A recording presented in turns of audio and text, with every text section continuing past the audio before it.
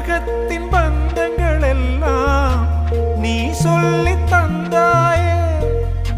பிறப்புக்கும் இறப்புக்கும் இடையில் வழி நடத்தி சென்றாயே. உனக்கே ஓர் தொட்டில் கட்டி நானே தாயாய் மாறிட வேண்டும். ஆராரிராரோ நான் இங்கே பாட, தாயே நீ கண்ணுறங்கு என்னோட மடி சாய்ந்து.